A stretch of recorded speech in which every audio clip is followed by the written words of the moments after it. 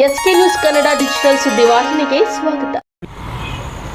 ಬಯಲು ಸೀಮೆಯ ಲಕ್ಷಾಂತರ ರೈತ ಕೂಲಿ ಕಾರ್ಮಿಕರು, ಗ್ರಾಮೀಣ ಪ್ರದೇಶದ ಸ್ತ್ರೀ ಶಕ್ತಿ ಸಂಘಗಳ ಮಹಿಳೆಯರ ಜೀವನಾಡಿಯಾಗಿರುವ DCC ಬ್ಯಾಂಕ್ಗೆ ಕೂಡಲೇ ಮಾನ್ಯ ಸರ್ಕಾರದ ಮುಖ್ಯಮಂತ್ರಿಗಳು ಚುನಾವಣೆ ನಡೆಸುವ ಜೊತೆಗೆ ಸ್ಥಗಿತವಾಗಿರುವ ಕುರಿ, ಕೋಳಿ, ಕೃಷಿ ಸಾಲ ಮತ್ತು ಸ್ತ್ರೀಶಕ್ತಿ ಸಾಲಗಳನ್ನು ವಿತರಣೆ ಮಾಡಿ ಖಾಸಗಿ ಫೈನಾನ್ಸ್ ಹಾವಳಿಯಿಂದ ಗ್ರಾಮೀಣ ಪ್ರದೇಶದ ಬಡ ರೈತ ಕೂಲಿ ಕಾರ್ಮಿಕ ಮಹಿಳೆಯರನ್ನು ರಕ್ಷಣೆ ಮಾಡುವಂತೆ ಮತ್ತು ಚುನಾವಣೆಯ ಸಮಯದಲ್ಲಿ ವೇಮಗಲ್ನಲ್ಲಿ ನಡೆದಂತಹ ಮಹಿಳಾ ಸಮಾವೇಶದಲ್ಲಿ ಮಾನ್ಯ ಗೌರವಾನ್ವಿತ ಮುಖ್ಯಮಂತ್ರಿಗಳಾದ ಸಿದ್ದರಾಮಯ್ಯನವರು ನಾನು ಅಧಿಕಾರಕ್ಕೆ ಬಂದರೆ, ಕಾಂಗ್ರೆಸ್ ಸರ್ಕಾರ ಅಧಿಕಾರಕ್ಕೆ ಬಂದರೆ ಸ್ತ್ರೀಶಕ್ತಿ ಸಾಲಗಳ ಸಹಕಾರ ಸಂಘಗಳಲ್ಲಿ ಪಡೆದಿರುವ ಎಲ್ಲ ಸಾಲವನ್ನು ಮನ್ನಾ ಮಾಡುತ್ತೇನೆ ಅಂತೇಳಿ ಮಾತು ಕೊಟ್ಟಿದ್ದೀರಾ.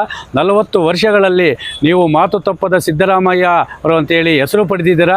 ಈ ಕೂಡಲೇ ಕೋಲಾರ, ಚಿಕ್ಕಬಳ್ಳಾಪುರ DCC ಬ್ಯಾಂಕ್ಗೆ ಚುನಾವಣೆ ನಡೆಸಿ ಸ್ಥಗಿತವಾಗಿರುವ ಸಾಲವನ್ನು ವಿತರಣೆ ಮಾಡಿ ಖಾಸಗಿ ಫೈನಾನ್ಸಿಂದ ರೈತ ಕೂಲಿ ಕಾರ್ಮಿಕರ ರಕ್ಷಣೆ ಮಾಡುವ ಜೊತೆಗೆ ಕೊಟ್ಟ ಮಾತನ್ನು ನಡೆದುಕೊಳ್ಳುವ ಮುಖಾಂತರ ಸ್ತ್ರೀಶಕ್ತಿ ಸಾಲಗಳ ಸಂಪೂರ್ಣ ಸಾಲವನ್ನು ಮನ್ನಾ ಮಾಡುವಂತೆ ದಿನಾಂಕ 14/11/2024 ಗುರುವಾರ ಬೆಳಗ್ಗೆ 11 ಗಂಟೆಗೆ ಕುರಿ, ಕೋಳಿ ಮತ್ತು ನಷ್ಟವಾದ ಬೆಳೆಯ ಸಮೇತ ಮಾನ್ಯ ಜಿಲ್ಲಾಧಿಕಾರಿಗಳ ಕಚೇರಿ ಮುಂದೆ ಹೋರಾಟ ಮಾಡ್ತಾ ಇದ್ವಿ. ಯಾಕೆ ಜಿಲ್ಲಾಧಿಕಾರಿಗಳ ಕಚೇರಿ ಮುಂದೆ ಹೋರಾಟ ಮಾಡ್ತಾ ಇದ್ದೀವಿ ಅಂದರೆ, ಮಾನ್ಯ ಜಿಲ್ಲಾಧಿಕಾರಿಗಳೇ ಈ ಒಂದು ಬ್ಯಾಂಕ್ಗೆ ಚುನಾವಣೆ ನಡೆಸಬೇಕಾದ ಅಧಿಕಾರಿಯಾಗಿರೋದ್ರಿಂದ ಮಾನ್ಯ ಜಿಲ್ಲಾಧಿಕಾರಿಗಳನ್ನು ಒತ್ತಾಯ ಮಾಡ್ತಾ ಇದ್ದೀವಿ. ಮಾನ್ಯ ಜಿಲ್ಲಾಧಿಕಾರಿಗಳು ಚುನಾವಣೆ ನಡೆಸದೆ ಸರ್ಕಾರ ಏನಾದ್ರೂ ರೈತ ವಿರೋಧವನ್ನು ಅನುಸರಿಸಿದರೆ ಮುಂದಿನ ಹೋರಾಟ ಯಾವ ರೀತಿ ಉಗ್ರವಾಗಿರುತ್ತೆ ಅಂತ ನಾವು ಹೇಳಲ್ಲ.